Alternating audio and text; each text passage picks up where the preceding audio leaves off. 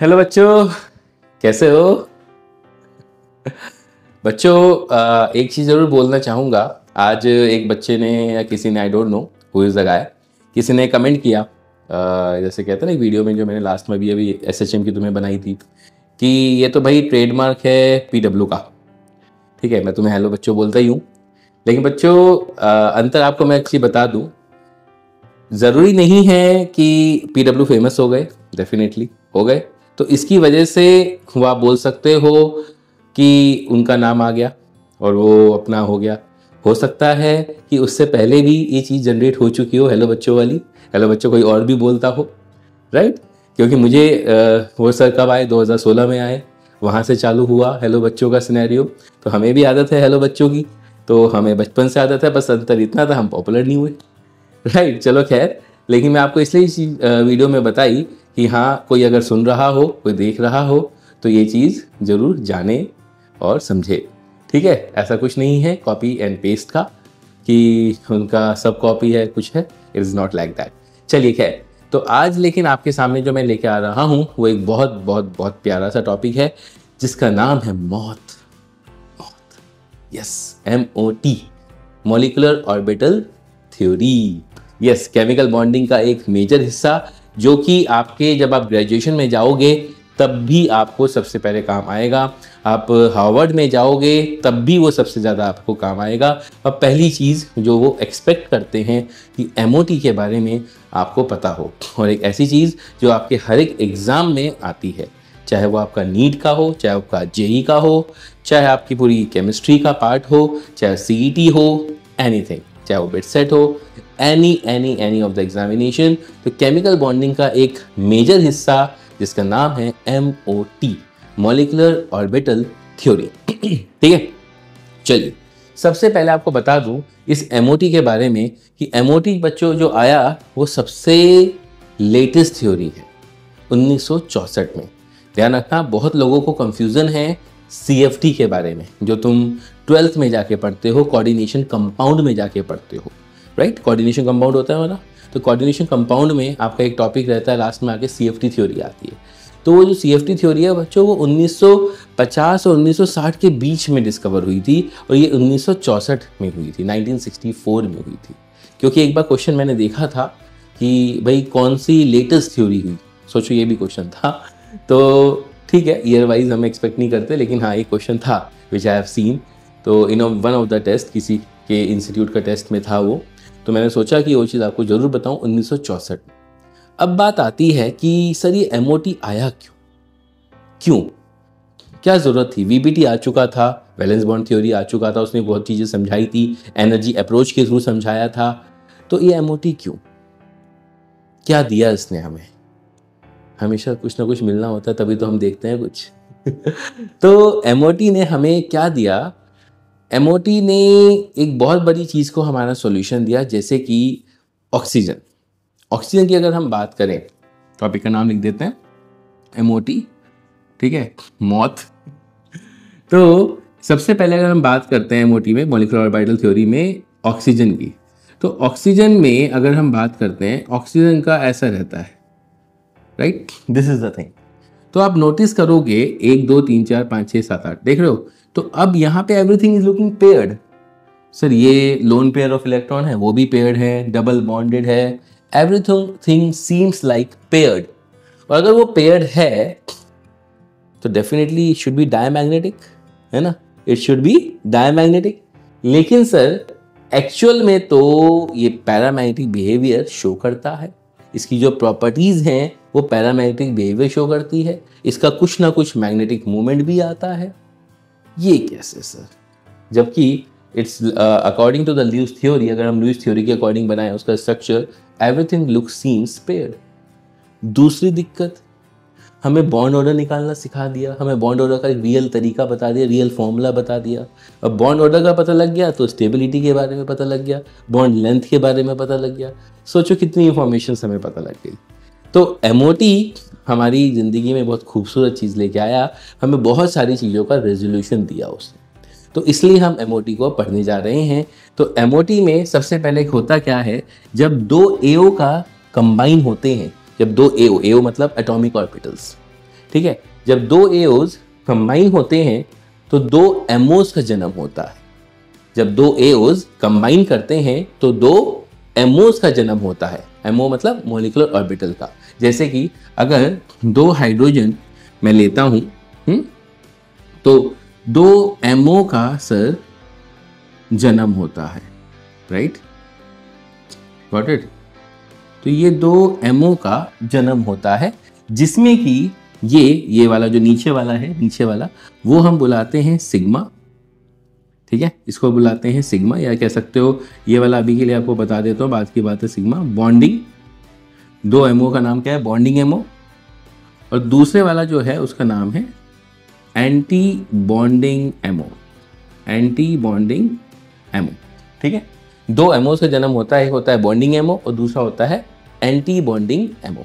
अब sir bonding MO में क्या होता है, electrons are found between the nucleus, electrons are found between the nucleus. अगर आपको थोड़ा सा वीबीटी का थोड़ा ध्यान है, डेफिनेटली मैंने अभी तुम्हें वीबीटी का नहीं बताया, उसमें एक ग्राफ ऐसे जाता था, if you remember, potential energy और आर के बीच में ऐसा एक ग्राफ जाता था, और उसमें कहा गया था कि एनर्जी अप्रोच के अंदर कि जब दो एटम को मैं पास में लेके आ रहा हूँ, यानी कि पास में लेके आ रहा हूँ, पास में लेके आ रहा हूँ, पास में लेके आ रहा हूँ, यानी कि attractive force is a dominant, है ना, पास आ रहा है, पास आ रहा है, पास क्यों आ रहा है, attractive force is a dominant, यानी कि अब यहाँ पे आके बॉन्ड बन गया बॉन्ड, यानी कि बॉन्ड फॉर्मेशन अगर हो रहा है, यानी कि उस केस में अट्रैक्टिव फोर्सेज आर डोमिनेंट, यानी कि अगर बॉन्ड बन रहा है तो attractive forces are responsible for the bond formation, right. जैसे ही लेकिन अगर मैं उसके और पास में लेके आता था और डिस्टेंस को कम करता था जबरदस्ती, तो repulsive forces start dominating and the suddenly the potential energy will shoots up. तो ये रहता था हमारा एनर्जी अप्रोच में, जिसकी वजह से आप बोलते थे कि सर हीलियम न्यूक्लियाई भी एग्जिस्ट नहीं करता था। He2 हमें वैसे पता ही है, लेकिन अब He2 हम MOT के अकॉर्डिंग कैसे निकालेंगे वो हम देखेंगे, ठीक है। तो बॉन्डिंग एमओ हो गया और एक एंटी बॉन्डिंग एमओ हो गया। तो बॉन्डिंग एमओ में आप देख सकते हो electrons are found between the nucleus, मतलब क्या है कि सर यहां पर अट्रैक्टिव फोर्सेज आर डोमिनेंट। यहां पे कौन सी चीज डोमिनेंट है, अट्रैक्टिव फोर्सेज आर डोमिनेंट। जबकि अगर मैं एंटी बॉन्डिंग की बात करूं तो यहां पर न्यूक्लियाइज जो है वो आमने सामने आ गए हैं, तो जिसकी वजह से आप बोल सकते हो electrons are at extreme position, electrons are at extreme position, right. तो ये मेरे जो न्यूक्लियस है वो आमने सामने रहते हैं और इलेक्ट्रॉन्स आर जो फाउंड है वो एक्सट्रीम पोजीशन पे होते हैं, राइट। तो न्यूक्लियस है, न्यूक्लियस आमने सामने हो गए तो पोटेंशियल एनर्जी सडनली इंक्रीज हो जाएगी, तो एंटी बॉन्डिंग ऊपर चला जाएगा और बॉन्डिंग हमेशा नीचे रहता है, यानी कि bonding is more stable and anti bonding is less stable.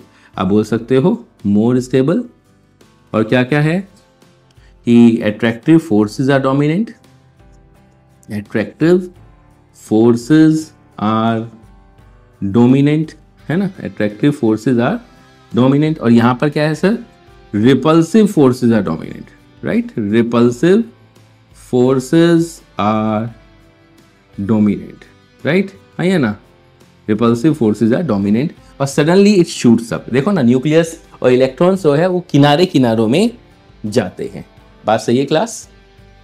Electron कहाँ जाते हैं, किनारों में चले जाते हैं, और न्यूक्लियस आमने सामने हो जाता है, बिल्कुल आमने सामने हो जाता है और वो तुरंत ही ऊपर शूट्स कर जाता है। सेम वही लॉजिक है। तो कहीं ना कहीं MOT is explaining VBT as well, ठीक है, ये हो गया। अब इसको अगर मैं ऑर्बिटल से समझूं, ये दो एओज हैं, ठीक है, तो इसका एक उन्होंने डायग्राम बनाया कि भाई ये लो, ये है, एक ये है, एक ये है और ये है, ठीक है। तो अगर आप नोटिस करो, ये मेरा AO है, ये भी मेरा AO है, हाँ सॉरी क्या बोल रहा हूँ मैं, सॉरी भाई, ये AO है और ये AO है, एटॉमिक ऑर्बिटल। तो ये देखो नीचे वाला क्या है, बॉन्डिंग एमओ, क्या है ये नीचे वाला, बॉन्डिंग एमओ, और ऊपर वाला क्या है क्लास, एंटी बॉन्डिंग एमओ, क्या है, एंटी बॉन्डिंग एमओ, सही क्लास। अब ये एक एनर्जी लेवल है और हमें पता है जब नीचे से ऊपर जाते हो तो एनर्जी इंक्रीज करती है। लेकिन एक चीज सोचने वाली बात है, ये जो डिस्टेंस है इसको मैं डेल्टा डैश बुलाता हूँ, और ये जो डिस्टेंस है इसको मैं डेल्टा बुलाता हूँ। As from the diagram you can observe that कि जो डेल्टा है is less than delta dash. आप कहोगे डेल्टा है क्या सर? डेल्टा है सर स्टेबलाइजेशन एनर्जी।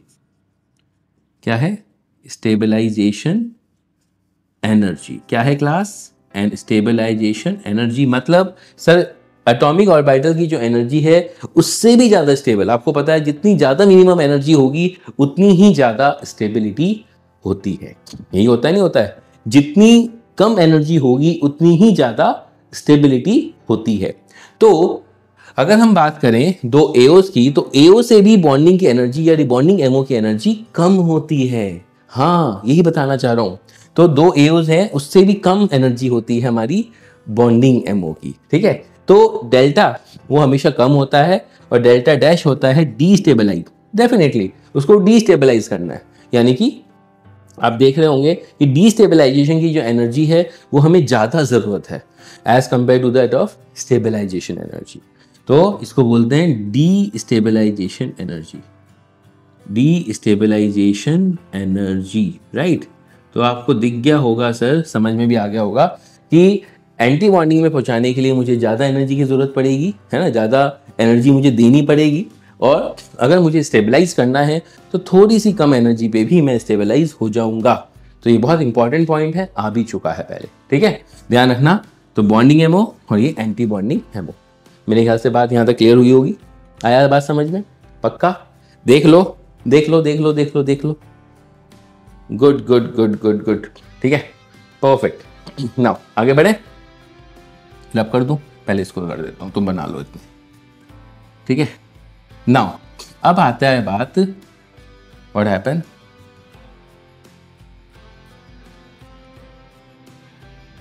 नेक्स्ट आता है तुम्हारा, ये तो मैंने बता दिया तुम्हें, ठीक है, LC। और हाँ, ध्यान रखना class, Aufbau principle, Pauli exclusion principle, Hertz rule, सारे के सारे रूल्स इसमें भी अप्लाई होते हैं जो हमने स्ट्रक्चर ऑफ एटम में भी पढ़े थे, ठीक है। सब रूल्स अप्लाई होते हैं, गॉट इट। तो अब आ जाओ इसके अंदर LCAO जो हम बात करने जा रहे हैं, ये रब कर दूं। LCAO, LC आप कहोगे सर ये क्या चीज़ है, क्या चीज़ की माया है? LCAO कुछ नहीं है, मैं बताता हूँ।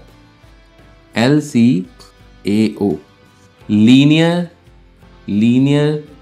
combination of atomic orbitals। Linear combination of atomic orbitals, ये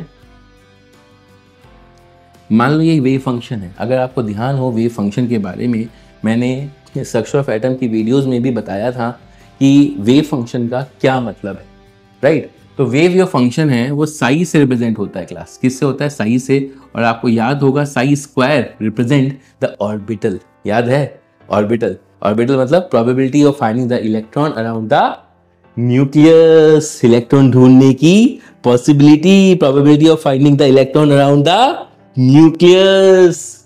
तो साइज स्क्वायर, ये नीट में क्वेश्चन भी आया था, आपको याद होगा, मैंने क्लास में भी करवाया था। तो psi square is equal to 0। इसका मतलब क्या है कि सर ये एक नोड है। यानी इसको रीड कैसे करूंगा sir? Probability of finding the electron is 0। मतलब 0 मतलब कब होता है? जब तो नोड होता है। नोड में तो इलेक्ट्रॉन ढूंढने की जो प्रोबेबिलिटी है वो 0 होती है। बिल्कुल सही। तो यहां पे हमारे दो वेव फंक्शंस हैं। मान लो ये साई A है और एक दूसरा भी वेव फंक्शन ले लेता हूं मैं, साई B है, ठीक है। अब इसका मैं एडिटिव इफेक्ट लेके चल रहा हूं। क्या लेके चल रहा हूं क्लास? एडिटिव इफेक्ट, ठीक है। अगर मैं इसका एडिटिव इफेक्ट लेके चलता हूं तो सर ये एक बहुत बड़ा वो बना देगा। ये देखो कितना बड़ा बना दिया इसने, राइट। तो ये इतना बड़ा बना दिया, इसको नाम दिया मैंने Sai A plus psi B। तो ये जो एडिटिव इफेक्ट है ये शो कर रहा है बॉन्डिंग इफेक्ट, यानी कि बॉन्डिंग एमओ का इफेक्ट, बॉन्डिंग इफेक्ट कह सकते हो या फिर बॉन्डिंग एमओ इफेक्ट, ठीक है। तो याद करिए अभी अभी हमने पढ़ा था बॉन्डिंग में कि electrons are found between the nucleus. मतलब इलेक्ट्रॉन ढूंढने की जो प्रोबेबिलिटी है वो एमओ के अंदर या बॉन्डिंग एमओ के अंदर वो बढ़ जाती है, जबकि एंटी बॉन्डिंग में इलेक्ट्रॉन ढूंढने की जो प्रोबेबिलिटी है वो दूर हो जाती है, कम हो जाती है ना। तो यहाँ पर भी वही हो रहा है। यहाँ पर अगर मैं इलेक्ट्रॉन ढूंढने की जो प्रोबेबिलिटी है वो कितनी है, साई ए स्क्वायर, यहाँ पे कितनी है, साई बी स्क्वायर। तो अगर हम इसका एडिटिव इफेक्ट करते हैं तो डेफिनेटली इसका एम्पलीट्यूड बढ़ जाएगा। एम्पलीट्यूड बढ़ जाएगा तो सर जी इलेक्ट्रॉन ढूंढने की जो प्रोबेबिलिटी है सर वो भी बढ़ जाएगी। और सर कितने फैक्टर से बढ़ेगी, कैसे? यहां पे आप देखो लेफ्ट हैंड साइड पे इलेक्ट्रॉन ढूंढने की प्रोबेबिलिटी कितनी है sir, psi A square plus psi B square. RHS में अगर आप देखोगे साई फाई कितना हो गया, psi A plus psi B, और इसका अगर मैं मतलब स्क्वायरिंग बोथ साइड करता हूं तो क्या आएगा, psi A square plus psi B square plus 2 psi A psi B. तो ये तो वही है, तो इतने फैक्टर से बढ़ जाएगी। तो एक बार क्वेश्चन भी आया था बहुत पहले एडवांस के अंदर, उन्होंने कहा था कि इसका जो एम्पलीट्यूड है वो 5 सेंटीमीटर है, इसका 10 सेंटीमीटर है, तो कितने फैक्टर से हमारे इलेक्ट्रॉन ढूंढने की जो प्रोबेबिलिटी है वो बढ़ जाएगी इन द बॉन्डिंग एमओ। बच्चे इसको समझ नहीं पाए थे कि क्या है, कहाँ से क्या लिंकिंग है, वो यहाँ से लिंकिंग थी सर, बड़ा सिंपल था। तो 10 5 से 50, 50 2 से 100 आंसर। ठीक है, कितने फैक्टर्स है सर, 100 फैक्टर्स है। ठीक है, ये हो गया एडिटिव इफेक्ट। अब सेम वे में अगर हम एंटी बॉन्डिंग का देखें, ये बॉन्डिंग हो गया और इसमें मैंने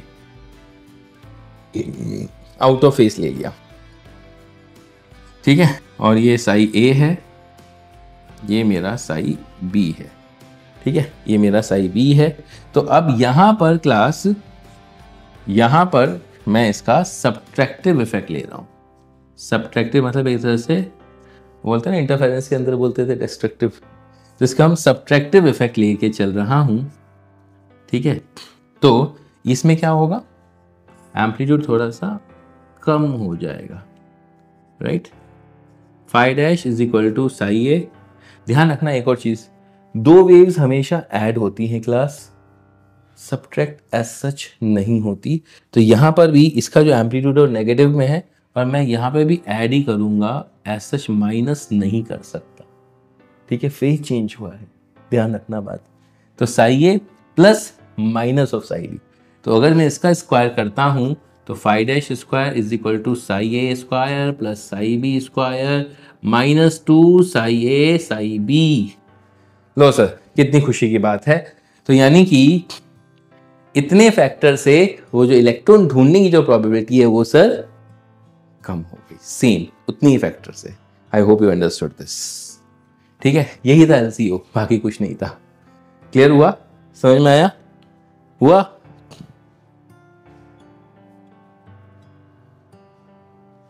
समझ में आई क्लास? Perfect, sure. नाउ तो कहानी को आगे बढ़ाते हैं। अब आता है कंडीशन। सर किस कंडीशन पे हमारे जो एमओ बन सकते हैं, या कह सकते हो वो कंबाइन कर सकते हैं। तुम्हें याद होगा पुरानी फिल्में, हीरो हीरोइन होती थी, अगर सेम लेवल का है फिर तो कोई दिक्कत नहीं, लेकिन फिल्म कैसी बनती थी सर, हीरोइन बहुत अमीर, हीरो बहुत गरीब, तो मिलाप नहीं होगा सर, फिल्म नहीं बनेगी, है ना। अब यहाँ पर भी वही है कि अगर एनर्जी दोनों की सेम है तो मिलाप होगा, अगर एनर्जी बहुत ज़्यादा डिफरेंस है तो मिलाप नहीं होगा। सेम वही फंडा है। देखिए तो लिख लीजिए, कंडीशन कह सकते हो आप, condition for combining of AOs to form MOs, condition to form MOs from AOs, है ना। अब किस कंडीशन पे वो करेंगे, आइए बात करते हैं।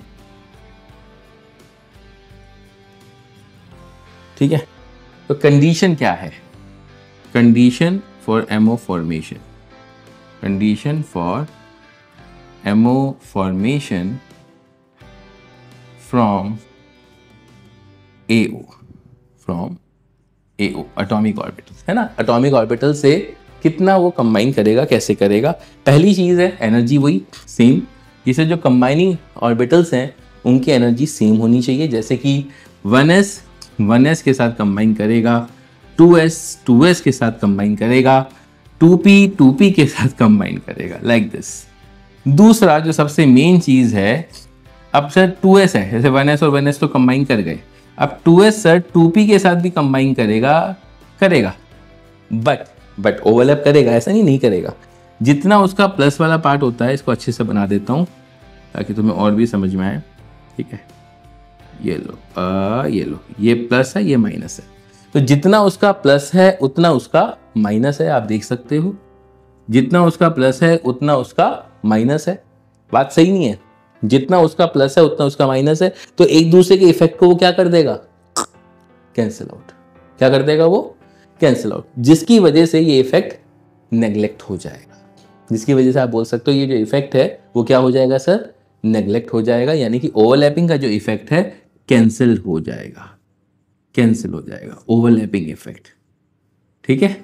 जबकि 2s और ये 2px होता है और 2py होता है, हमें सबको पता है। Overlapping effect right is being cancelled. सही है, क्योंकि जितना आपका प्लस होता है उतना उसका माइनस होता है। ये 2 पॉइंट है और मेरे ख्याल से ओरिएंटेशन बहुत प्रॉपर होनी चाहिए डेफिनेटली। अगर अलग अलग डायरेक्शन में जाएंगे ना तो हो गया बनता था। केमिकल काइनेटिक्स में हम पढ़ते ही हैं, राइट। तो यहाँ से यहाँ अगर वो निकलेगा तो उसका हैप्पी बर्थडे टू यू हो जाना तय है, ठीक है। तो वो चीज़ हमें नहीं करने देनी है। क्लियर? तो overlapping effect is being cancel. तो 2s है, 2px है या 2py आपस में ऐसे ओवरलैप करेगा तो ओवरलैपिंग इफेक्ट यहाँ पे कैंसिल हो रहा है। और तीसरा है ओरिएंटेशन, है ना। Orientation should be proper. Orientation should be proper. Clear? Should be proper. I hope you have understood this. तो ये जो कंडीशन थी एमओ की सर एओ से, तो ये कंडीशन होनी बहुत ज़रूरी है। एक तो एनर्जी हो गई और extent of overlapping should be large. सही बात है, जितना ज़्यादा ओवरलैपिंग होगी उतना अच्छा स्ट्रॉन्ग बॉन्ड बनेगा भाई, उतनी अच्छी दोस्ती होगी। तो और चौथा लिख सकते हो extent of overlapping should be large. Extent of overlapping should be large. सही है class? I hope you understood. हो गया? यहाँ तक क्लियर हुआ? पक्का? ठीक है बच्चों, तो अब आगे बात करते हैं फटाफट। अब हम बात करते हैं कि कौन कौन से आपके जो इसके नाम हैं बेचारे के वो एग्जिस्ट करते हैं। कौन कौन से नाम इसके एग्जिस्ट करते हैं? कौन कौन से करते हैं बताइए फटाफट जल्दी से। कौन कौन से एग्जिस्ट करते हैं बताओ? कौन कौन से गुरुजी एग्जिस्ट करते हैं बता दो। अरे सिंपल है, नहीं पढ़ा है। एक तो होता है सिग्मा, ठीक है। सिग्मा बनेगा बॉन्डिंग के लिए, जैसे सिग्मा 1s, फिर सिग्मा स्टार हो जाएगा, राइट। ऐसे बनेगा पाई, फिर पाई स्टार, और उसके बाद बनता है डेल। डेल का अभी तक इंट्रोडक्शन नहीं हुआ आपकी ज़िंदगी में, ये डेल स्टार। ये सिंपल से नाम है। इससे ये बॉन्डिंग वाले हैं और ये एंटी बॉन्डिंग वाले हैं, ठीक है। यहीं की यहीं ना क्लास एक चीज़ सोच रहा हूँ, अगर क्लास में टाइम बचा तो गिरेड और अनगिरेड के बारे में भी मैं बता दूंगा, क्योंकि आया तो कम है लेकिन आ सकता है एडवांस वगैरह में पेपर पूछ लिया जाए और नाम आ जाए, तो मैं नहीं चाहता कि तुम उसमें अटको, ठीक है। तो सिग्मा है, सिग्मा स्टार है, पाई स्टार है, डेल स्टार है, ऑल दी स्टफ, ठीक है। Got it? चलिए, तो अब हम बात करते हैं शेप्स, यानी कि शेप्स ऑफ एमओ। किसकी बात कर रहे हैं सर? Shapes of ammo. किसकी बात कर रहे हैं क्लास? Shapes of MO. अब एमओ की अगर हमें शेप बनानी है, हाउ, कैसे हम शेप बनाएंगे एमओ की? सर सबसे पहले 1s अगर कंबाइन 1s एंड 1s का कॉम्बिनेशन देखते हैं, यानी कि ये ऐसे हो गया, ये ऐसे हो गया, ये भी प्लस, ये भी प्लस। तो इसका अगर मैं बॉन्डिंग इफेक्ट देखूं, अगर मैं इसका बॉन्डिंग इफेक्ट देखूं तो सर इलेक्ट्रॉन की डेंसिटी आपको मैंने बताया था बढ़ जाती है, तो ये अंडाकार हो जाता है, ऐसा अंडा, ठीक है। तो 1s और 1s जब कंबाइन करते हैं तो बॉन्डिंग इफेक्ट अगर देखें, यानी कि एडिटिव इफेक्ट देखें, तो उस एडिटिव इफेक्ट की वजह से आप बोल सकते हो उसकी शेप ऐसी आती है, राइट। और इलेक्ट्रॉन डेंसिटी बढ़ जाती है और इसको बोल सकते हैं सिग्मा 1s। सेम 2s के साथ भी होगा, ठीक है। और अगर मैं एंटी बॉन्डिंग की बात करूं, इन्हीं का सब्ट्रैक्टिव इफेक्ट की बात करूं, सब्ट्रैक्टिव इफेक्ट है ना, अगर मैं सब्ट्रैक्टिव इफेक्ट की बात करूं तो आप नोटिस करोगे, ये लो सर एक नोड बन गया है, ये देखो एक नोडल प्लेन बन गया है सर। क्या बन गया? एक नोडल प्लेन बन गया है। ये प्लस हो गया, ये माइनस हो गया, तो ये एक सिग्मा है, तो ये सिग्मा स्टार 1s हो गया, ठीक है, राइट। ये सिग्मा 1s हो गया और ये सिग्मा स्टार 1s हो गया। I hope you understood this, right. तो ये सिग्मा 1s है और ये सिग्मा स्टार 1s है, क्लियर, एक नोडल प्लेन भी आ गया है, यानी कि ये शो कर रहा है इलेक्ट्रॉन यहाँ पे डेंसिटी कम है सर, यानी कि इलेक्ट्रॉन डेंसिटी की बैंड बाजा बारात बज चुका है। गॉट इट और नॉट? नाउ ये 1s और 1s हो गया। अच्छा 2s और 2s का भी बाबू सेम रहने वाला है, राइट। अब हम बात करते हैं 2pz और 2pz की। 2pz और 2pz, ठीक है, ये माइनस है, ये प्लस है, ये प्लस है, ये माइनस है। अगर दोनों साइड जो प्लस प्लस हैं वो सामने सामने आते हैं तो ये एडिटिव इफेक्ट शो करता है। एडिटिव इफेक्ट मतलब एक तरीके से बॉन्डिंग इफेक्ट, और यहां बन जाती है टॉफी। क्या बन जाती है क्लास? टॉफी। ये लो, ये बन गई टॉफी, और ये बन गया सिग्मा 2pz, ठीक है, सिग्मा 2pz। Got it? और ये हो गया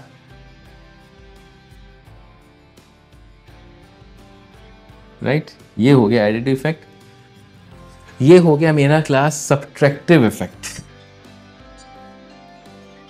ये हो गया मेरा सब्ट्रैक्टिव इफेक्ट, सब्ट्रैक्टिव इफेक्ट, ठीक है। ये माइनस प्लस है, राइट। अब देखो ये अपोजिट साइन के आ गए, तो यहां पर आपका इलेक्ट्रॉन डेंसिटी देखो कम हो गई है ना। ये इलेक्ट्रॉन डेंसिटी क्या हो गई सर? कम हो गई। ये प्लस है, ये माइनस है, ये माइनस है, ये प्लस है। देखो एक नोडल प्लेन भी बन गया। क्या बन गया? एक नोडल प्लेन, देख सकते हो।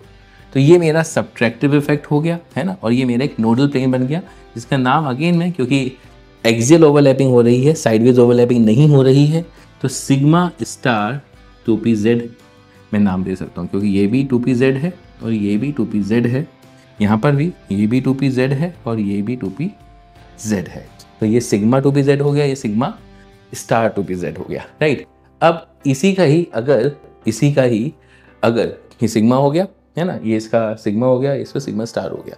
अगर मैं अब 2px की बात करूँ क्लास, 2px और 2py दोनों ऐसी शेप्स के होते हैं, है ना। ये प्लस है, ये माइनस है, ये भी प्लस है, ये माइनस है। दोनों अगर ऊपर ऊपर प्लस प्लस रहते हैं, यहाँ पे अब साइडवेज ओवरलैपिंग होती है। ये कौन से हैं? 2px या कह सकते हो 2py। इसमें भी या तो ये 2px हो गया, ये आपका, और 2py हो गया। तो दोनों अगर आप देखोगे साइडवेज ओवरलैपिंग होती है, और जब साइडवेज क्लास ओवरलैपिंग होगी तो यहाँ पे बनेगी लॉकी। क्या बनेगी सर? लॉकी, ठीक है। क्या बनेगी सर? ये प्लस है, ये माइनस है, राइट। तो अब यहाँ पर आपका क्या कह सकते हो, ये पाई बॉन्ड बनेगा, तो पाई 2px हो गया, या फिर और पाई 2py। आप कहोगे सर इसके अंदर यानी कि बॉन्डिंग है ये, राइट। बॉन्डिंग में स्टार नहीं आता, बॉन्डिंग है, देन ऑल्सो आप नोटिस करोगे यहाँ पे एक नोडल प्लेन मिलता है, एक नोडल प्लेन मिलता है बीच में न्यूक्लियस की वजह से। ये देखो न्यूक्लियस की वजह से, ठीक है। Got it? अगले वाला अगर हम बात करें इसी का, अब एंटी बॉन्डिंग का इफेक्ट होगा, यानी कि अपोजिट साइन आएंगे। ये प्लस है, ये माइनस है, ये माइनस है, ये प्लस है। तो यहाँ पर हमारा सब्ट्रैक्टिव इफेक्ट होता है। क्या होता है? सब्ट्रैक्टिव। और एक काम करता हूँ, एरो छोटा कर देता हूँ, है ना। और ये यहाँ पर रुको, नीचे बना देता हूँ क्लास, है ना। थोड़ा सा इसको इधर कर देते हैं। टॉफ़ी बनाई थी हमने, टॉफ़ी, राइट। ये लो टॉफ़ी और ये टॉफ़ी, राइट। ये हाईली प्लस हो गया था, ये नेगेटिव हो गया था। तो यहाँ से थोड़ा सा ये लो, ठीक है। इसका अलग ही शेप बनती है, कि थोड़ी सी अलग ही शेप बनती है। ये लो, ये फूल पत्तियों की तरह बिखर जाती है।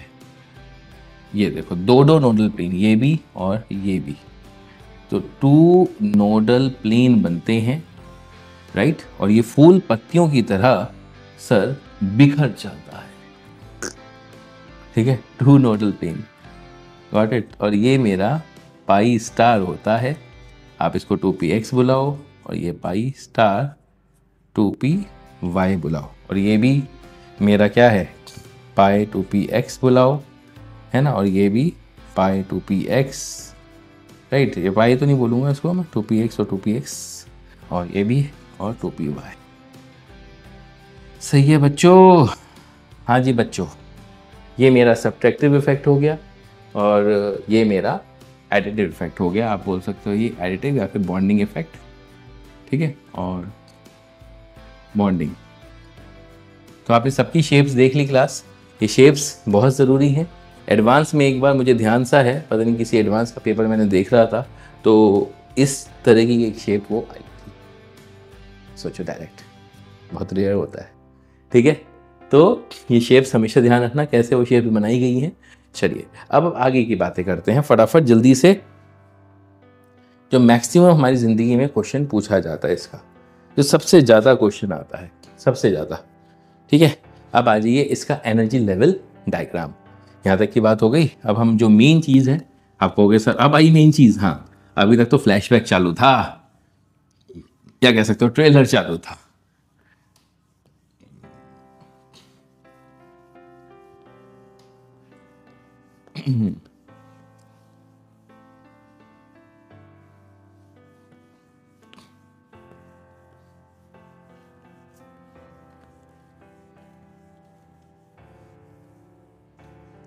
नाउ अब हम बात करने जा रहे हैं इसका एनर्जी लेवल डायग्राम। तो एनर्जी लेवल डायग्राम में मैं ज़्यादा आपका टाइम खर्च नहीं करूँगा। एक तो मेन है कि आपके सारे रूल्स यहाँ अप्लाई होते हैं, ध्यान रखना, ठीक है। सारे रूल्स ऑफ बाउ हैं, हर्ट्ज है, पाउली है, राइट। याद है ना पाउली क्या था? No two electrons can have the same set of all four quantum number. चारों की क्वांटम नंबर का जो सेट है वो सेम नहीं होना चाहिए। चलिए खैर, पहले मैं एनर्जी लेवल डायग्राम तुम्हारे सामने पेश कर दूं नीचे से ऊपर तक बनाते हुए, ठीक है। ये लो, याद है अभी 10-15 मिनट पहले ही हमने इस डायग्राम को देखा था। ये हो गया 1s, ये भी 1s, तो ये हो गया सर सिग्मा 1s, राइट। और ये हो गया सिग्मा स्टार 1s, सही है। ये मेरा 1s का हो गया। सेम वे में, इन सिमिलर वे, थोड़ा सा डायग्राम बेटा इधर उधर हो सकता है, मेरी डायग्राम स्किल्स उतनी अच्छी नहीं है। मैं तुम्हें देखो पहले भी बता चुका हूँ इस चीज़ के बारे में, तो बुरा ना मानिएगा। कहते हैं ना, बुरा ना मानो होली है। चलिए, तो अब यहाँ से ये 2s ले लो, तो ये सिग्मा 2s हो गया, ये सिग्मा स्टार 2s हो गया, ये भी 2s हो गया। अब इसको हटाना पड़ेगा भाई, तुझे हटना पड़ेगा। अब यहाँ पर आपके 3 आएंगे 2p के, 2p के 3 आएंगे, और ये यहीं पर ये सारी पिक्चर का गेम, ठीक है। यहीं पर सारी मूवी यहीं बदली है। और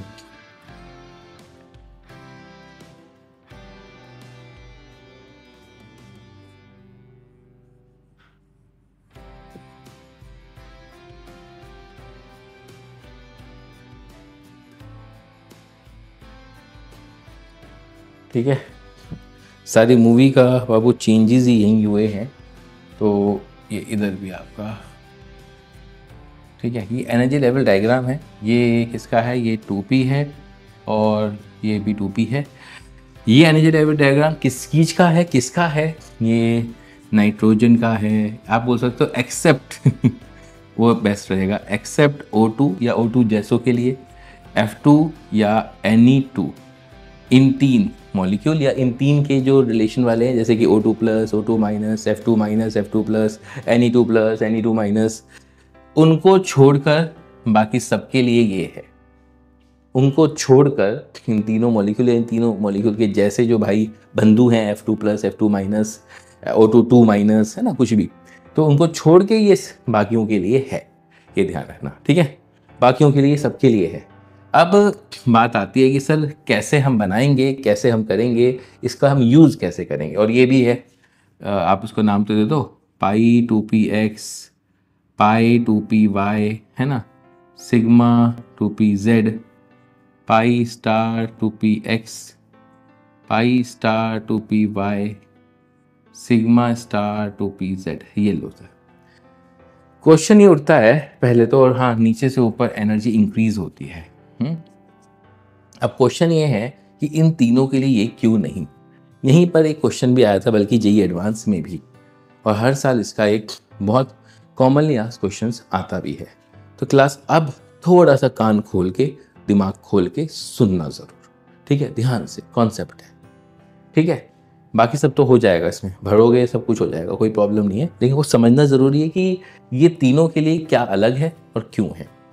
अलग क्या है इन तीनों के लिए या इन तीनों के जैसों के लिए, सिर्फ ये इंटरचेंज हो जाता है, ये ऊपर चला जाता है, ये नीचे आ जाता है, मतलब इस तरीके से हो जाता है ये।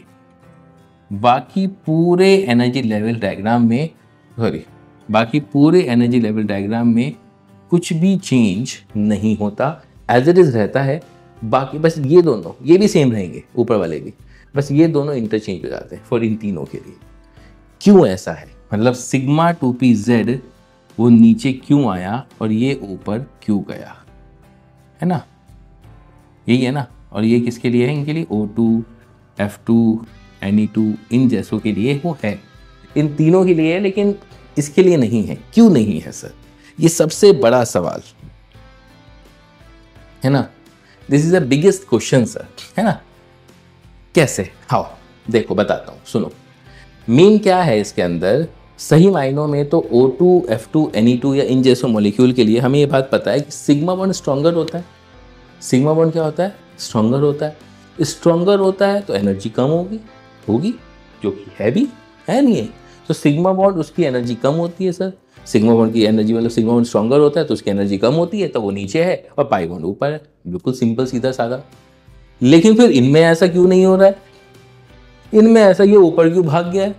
होता क्या है, इन जैसे मॉलिक्यूल्स के लिए, या कह सकते हो नाइट्रोजन, इन सब के मॉलिक्यूल्स के लिए, या फिर मैक्सिमम मॉलिक्यूल्स में क्या होता है कि 2s के जो 2p में मिक्सिंग होती है, 2s और 2p में क्या हो जाती है, मिक्सिंग हो जाती है। 2s की जो इलेक्ट्रॉन्स हैं, 2p के जो इलेक्ट्रॉन्स हैं, आपस में ना जब वो मिक्स करते हैं तो रिपल्सिव फोर्सेस जनरेट करते हैं, और जब रिपल्शन होता है ना, तो जिसकी वजह से उनकी एनर्जी ऊपर भाग जाते हैं।